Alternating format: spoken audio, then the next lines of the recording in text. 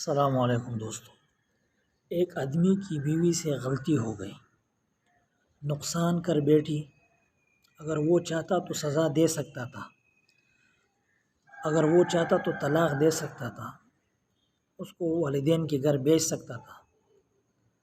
تاہم اس آدمی نے یہ سوچا یہ اللہ کی بندی ہے، اس سے غلطی ہو گئی ہے اور میں اس کو اللہ کی رضا کے لیے معاف کر دیتا ہوں۔ اس نے کیا کیا؟ اس بیوی کی غلطی کو درگزر کیا، اس پر پردہ ڈالا اور اپنی بیوی کو معاف کر دیا۔ اللہ کی رضا کی خاطر اپنی بیوی کو معاف کر دیا۔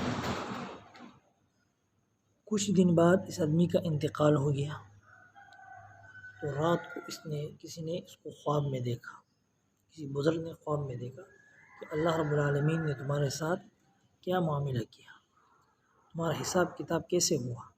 تو اس آدمی نے کہا اللہ رب العالمین نے مجھے صرف ایک بات کی وجہ سے معاف کر دیا، ایک نیکی اللہ کو میری پسند آئی، وہ یہ تھی کہ اللہ نے مجھے کہا تم نے میری بندی کو معاف کر دیا تھا، میری بندی سے تمہاری بیوی تھی اس سے غلطی ہو گئی تھی اور تم نے میرے رضا کے لیے اس کو معاف کر دیا تھا، آج میں تمہیں معاف کر دیتا ہوں۔ تم نے اس کو میری بندی سمجھ کر معاف کر دیا تھا، میں تجھے بھی اپنا بندہ سمجھ کر میں آپ کو معاف کر دیتا ہوں۔ اللہ رب العالمین نے مجھے معاف کر دیا۔ جب میرے اوپر جہنم واجب تھی، گناہ میرے زیادہ تھے کہ میں جہنم جا سکتا تھا، اگر اللہ رب العالمین نے میرے اوپر رحم کیا اور مجھے معاف کر دیا، تو ہمیں بھی چاہیے کہ اللہ کے بندوں سے جو غلطیاں ہو جائیں ان کو معاف کر دیں۔ ہم اگر اللہ کے بندوں کو معاف کریں گے تو اللہ رب العالمین ہمیں بھی معاف کریں گے، کہ ہم فرشتے نہیں ہیں، گناہ ہم بھی کرتے رہتے ہیں، غلطیاں ہم سے بھی ہوتی ہیں۔